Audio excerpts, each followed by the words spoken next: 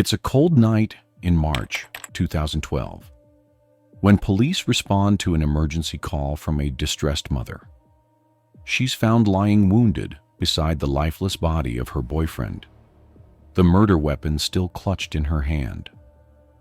The scene is chilling, but the story behind it will unravel a tale of manipulation, betrayal, and revenge that no one saw coming.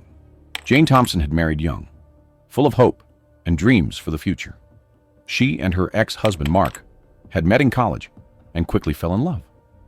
They were inseparable, and before they knew it, Jane was pregnant with Emma. They got married soon after, believing they could handle anything as long as they were together. But life didn't go as planned. Mark was ambitious, always chasing the next big job or promotion. His career took off, but with it came long hours, frequent travel, and a growing distance between him and Jane. As the years passed, Mark became more focused on his work, leaving Jane to manage the household and raise Emma mostly on her own. The little things they used to share, like late-night talks and weekend outings, slowly faded away.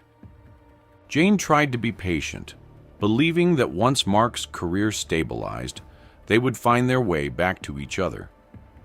But instead, Mark became more withdrawn, often coming home late without explanation, or spending weekends away on business trips. Jane felt lonely, unappreciated, and more like a live-in nanny than a wife. One day, Jane discovered a string of text messages on Mark's phone from another woman. The messages weren't just flirtatious. They were explicit, revealing a full-blown affair that had been going on for months. Jane confronted Mark, and after a heated argument, he admitted to the affair but showed no remorse. Instead, he blamed Jane for their growing distance, accusing her of not being supportive enough of his career. Devastated, Jane decided she couldn't stay in a marriage where she was neither loved nor respected. The divorce was quick but bitter.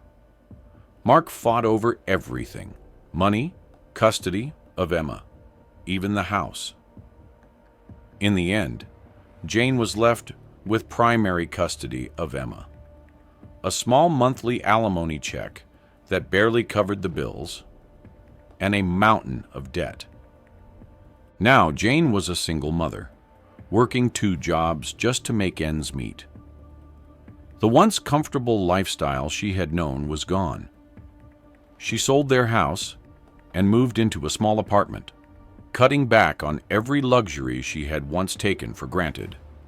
The stress was relentless, and her health began to suffer.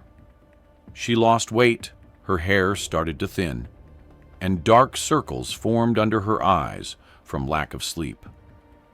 Amid this chaos, Jane met Richard Hayes. It was a chance encounter at a local coffee shop where Jane worked part-time. Richard was a regular customer, always polite and charming. He would chat with Jane during his visits, and over time, their conversations grew longer and more personal. He seemed genuinely interested in her life, and unlike Mark, he was attentive and caring. He noticed her struggles and offered to help, insisting that she deserved better. Richard was everything Jane thought she needed. He was successful, confident, and seemed to genuinely care about her and Emma. After months of being strong for Emma, Jane finally felt like she could let her guard down. Richard began to help with the bills and even bought gifts for Emma, quickly becoming a comforting presence in their lives. Jane believed she had found her savior, someone who would make all the pain and struggle worthwhile. Little did she know that this was just the beginning of a nightmare that would soon consume her life. In March 2010, just a few months after Jane first met Richard, their relationship moved quickly. Richard, always the perfect gentleman, began to weave himself into Jane and Emma's lives with ease. He would visit Jane at the coffee shop every day, bringing her small tokens of affection, flowers, chocolates, or a book he thought she might like. For Emma, Richard would bring trendy clothes or the latest gadgets, knowing how much a teenage girl would appreciate them. He made sure that Jane and Emma never had to worry about money again. By April, Richard was covering most of Jane's bills. He insisted on paying for groceries, utilities, and even Emma's school fees. Jane initially resisted, but Richard always had a convincing argument. "You've been through enough, Jane," he would say. "Let me take care of you both. You deserve it."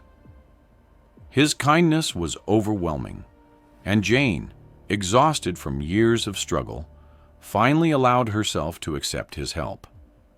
As summer 2010 approached, Richard began to invite Jane and Emma to his home more frequently.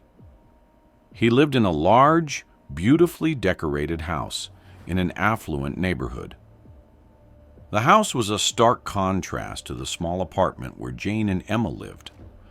Richard would host dinners, cook elaborate meals, and entertain them with stories of his travels and successes. The more time they spent with him, the more Jane began to see Richard as the man who could finally give her and Emma the life they deserved. In August, after months of dating, Richard suggested that Jane and Emma move in with him. He framed it as a practical decision. Why should they live separately when they could all be together, saving money and enjoying life as a family? Jane hesitated at first, feeling that it might be too soon. But Richard's arguments were persuasive, and Emma, enchanted by the idea of living in such a luxurious home, was eager to move. By September 2010, they packed up their apartment and moved into Richard's house. At first, life seemed perfect. Richard was attentive, always making sure Jane and Emma had everything they needed. He bought Jane a new wardrobe, insisting that she deserved to look her best.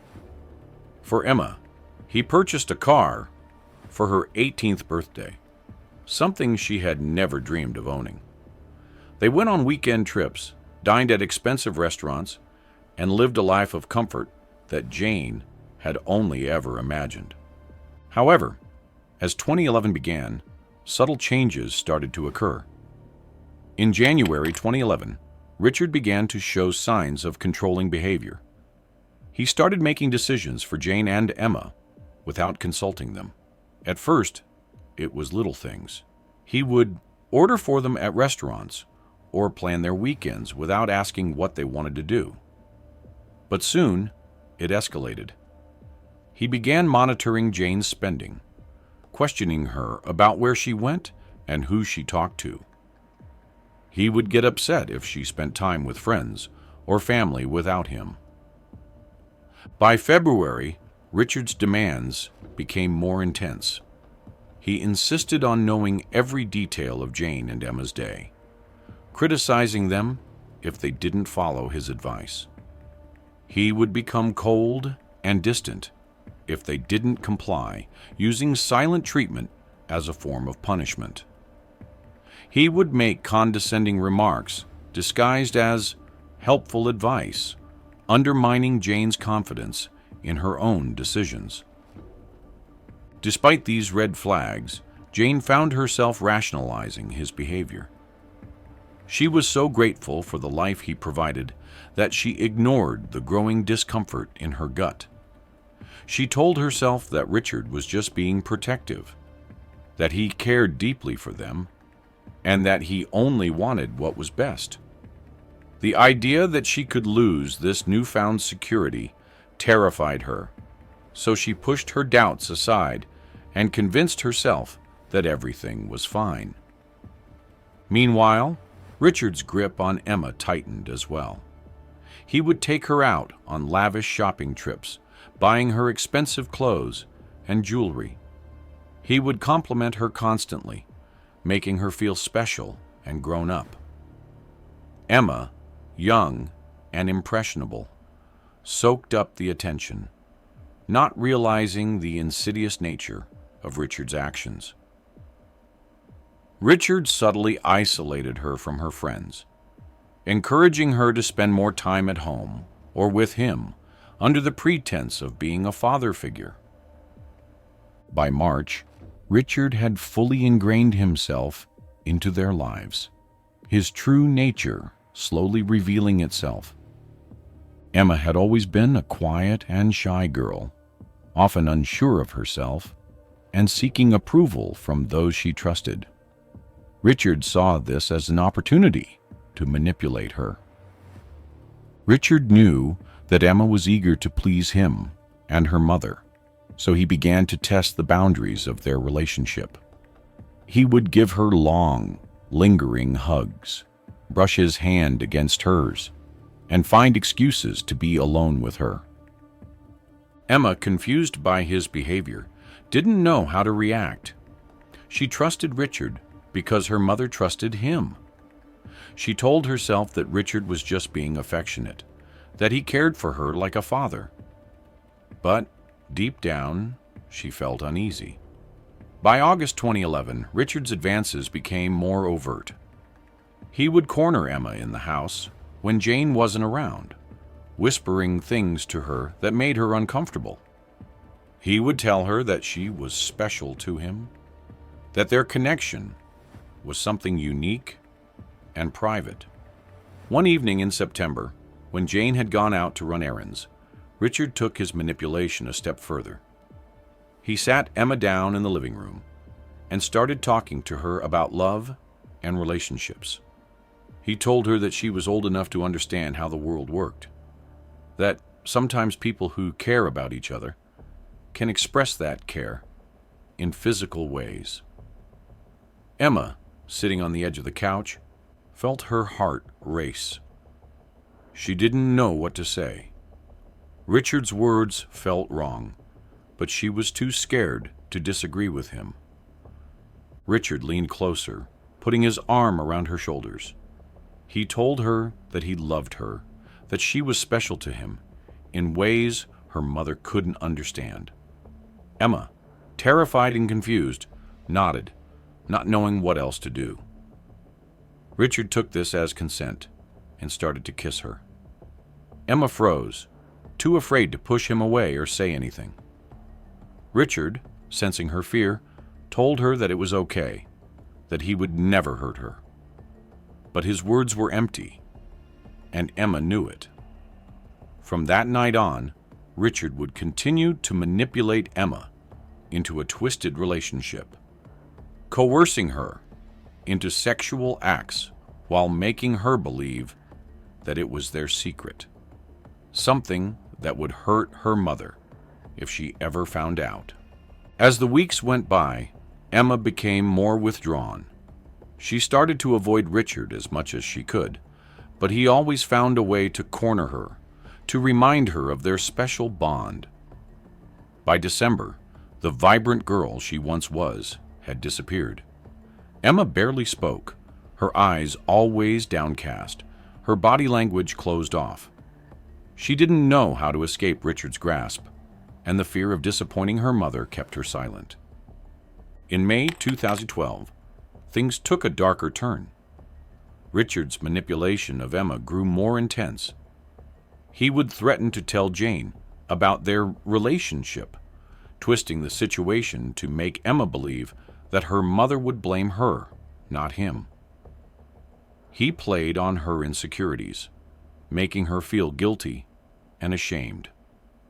Richard knew exactly how to keep her under his control, and Emma felt trapped. In July, Emma's fear reached a breaking point.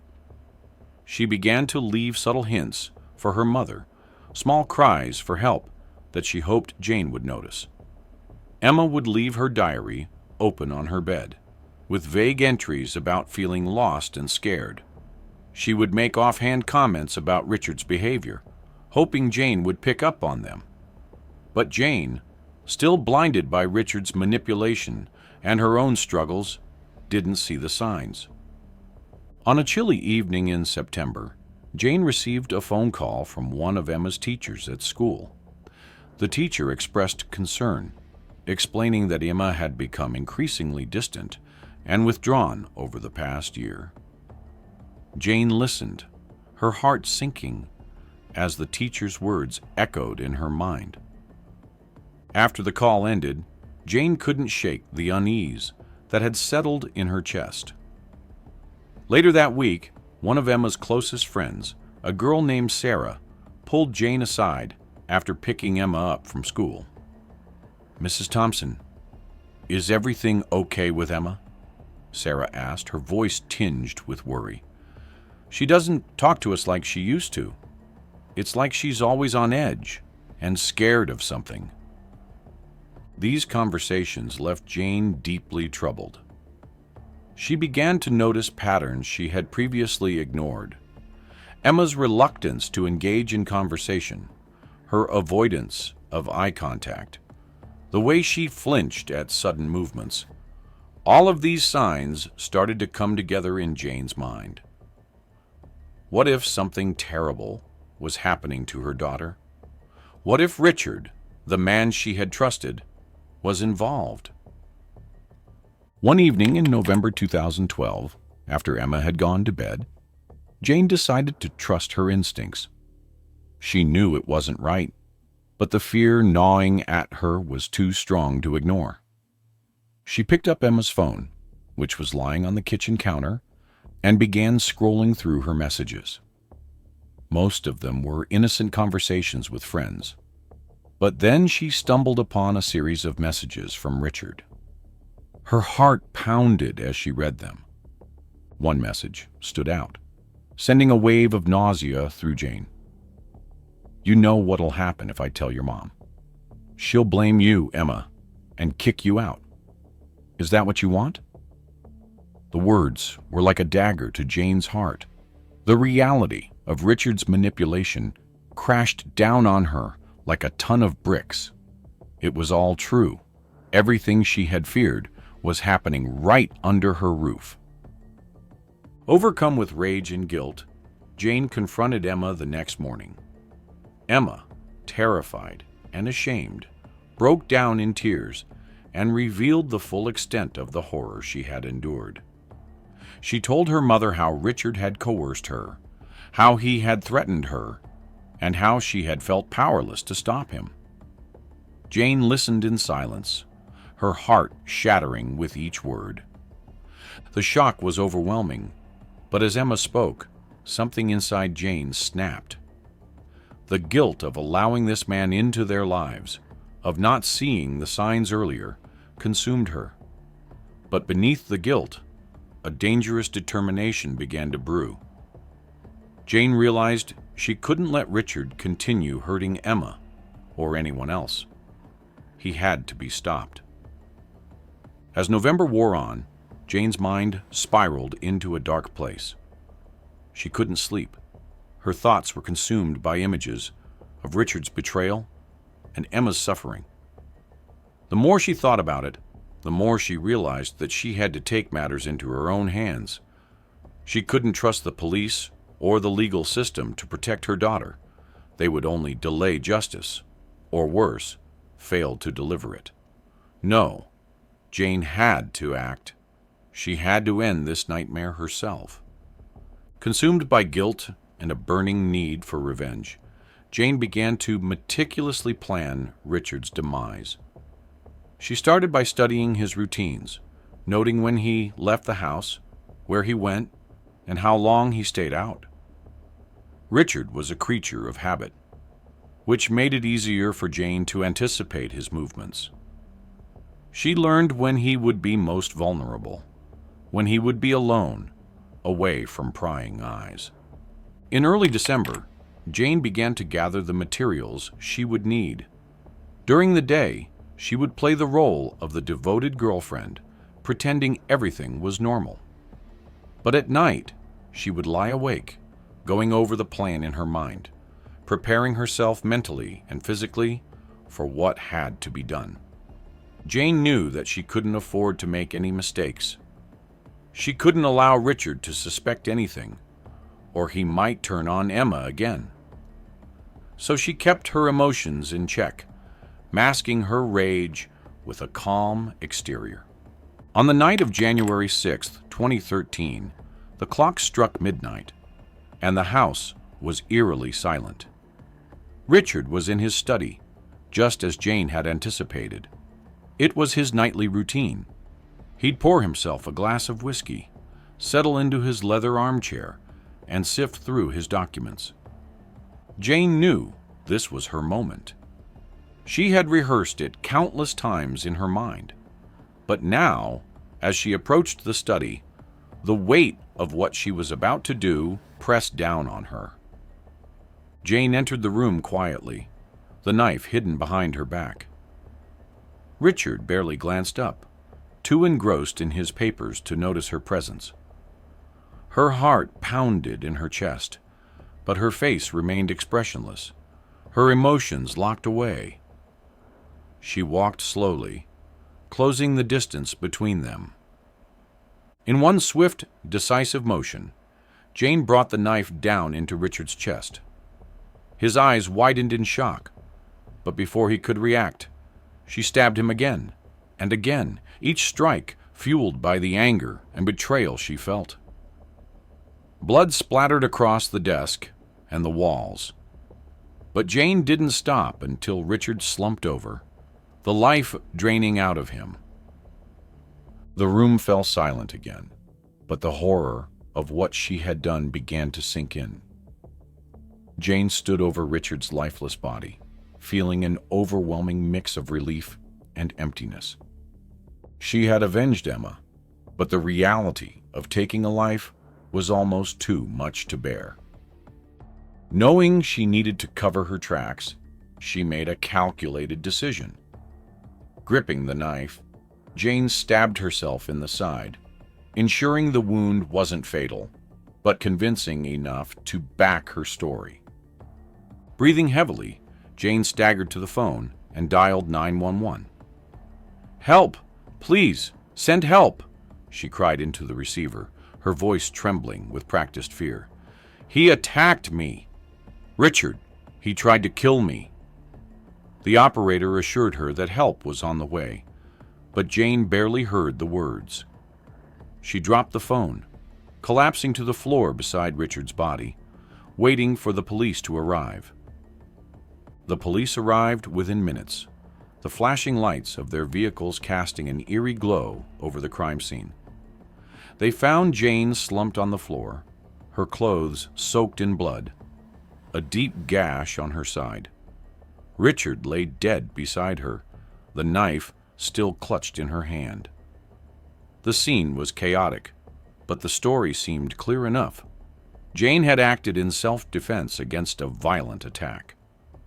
Over the next several days, detectives began to piece together the events leading up to Richard's death. They interviewed Jane, who recounted the night in harrowing detail, sticking to her story of self-defense. But it wasn't until they spoke to Emma that the full extent of Richard's manipulation and abuse came to light.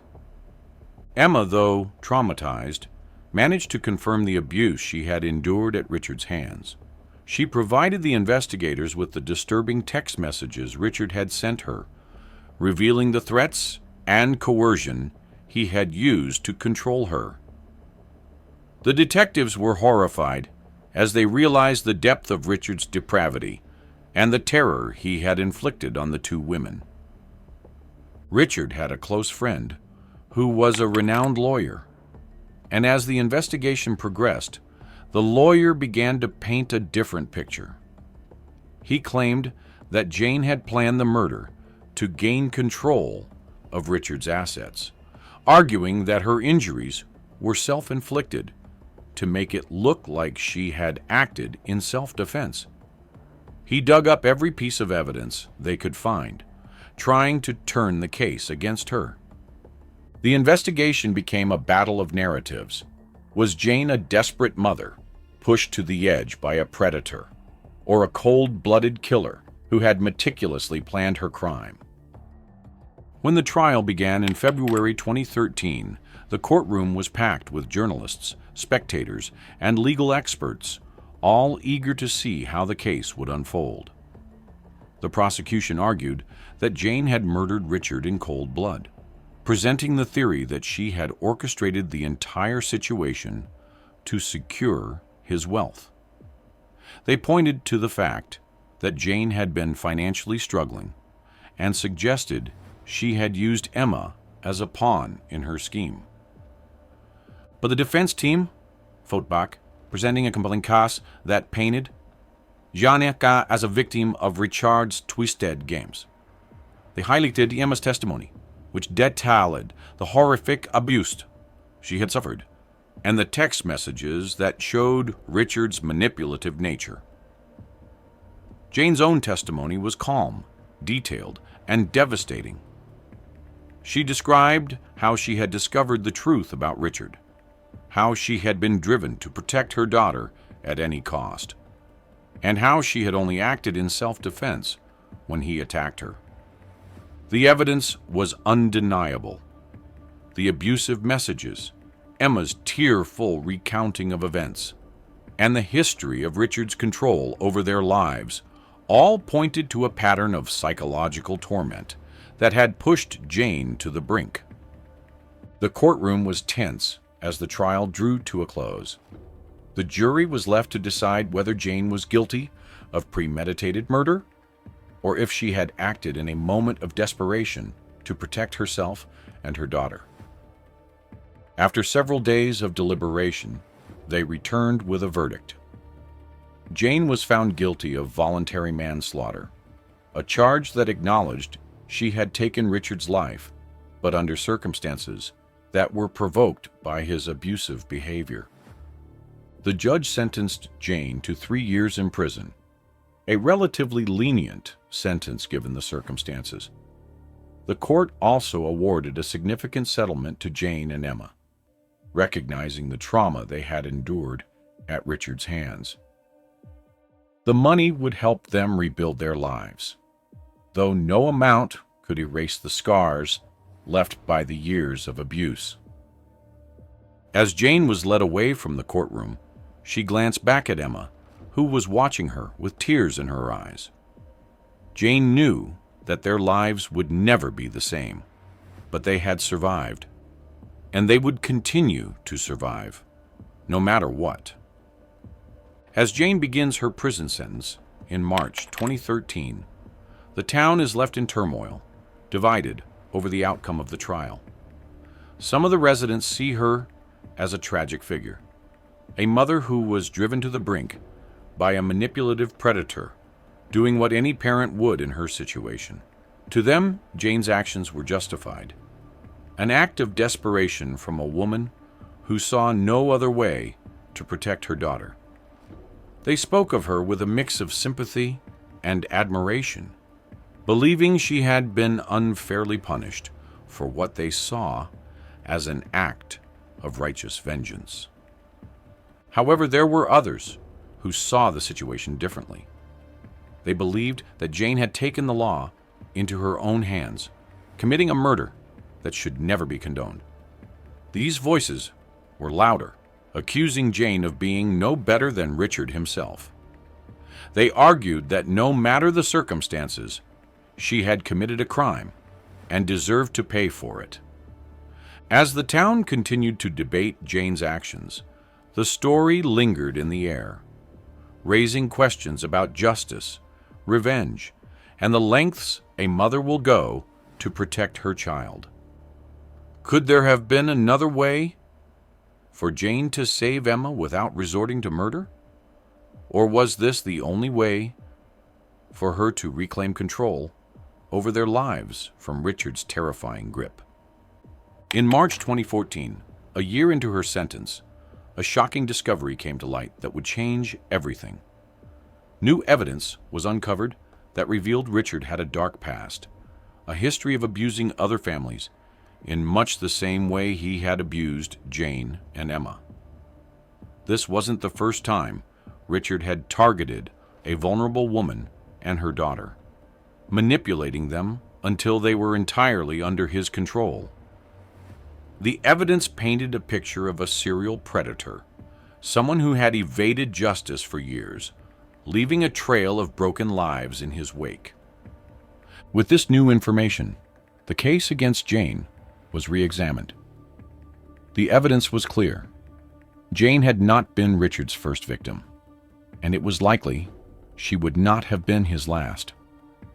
The discovery of Richard's previous crimes added weight to the argument that Jane had acted out of genuine fear for her and her daughter's safety.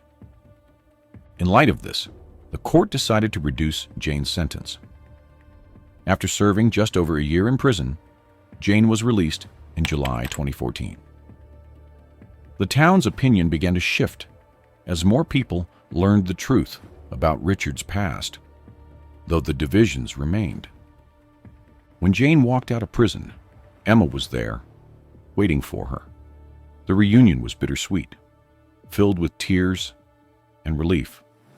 The trauma they had endured didn't disappear overnight, but with time, it began to fade. The compensation they received from Richard's estate provided them with the financial security they had long been denied, allowing them to rebuild their lives in peace. Slowly, they found a new rhythm, one that wasn't dominated by fear or manipulation. Jane and Emma grew closer, their bond strengthened by the trials they had faced together. They moved to a new town, away from the memories of their past, and started anew. Life wasn't perfect, but it was theirs to live without the shadow of Richard hanging over them. As they settled into their new lives, the lingering questions remained. Could anything have been done differently? Could the system have protected them before things escalated to such a violent conclusion? Or was Jane's desperate act the only way to break free from Richard's control? The answers were elusive, but Jane and Emma chose to focus on the future, determined to live the life they had fought so hard to reclaim.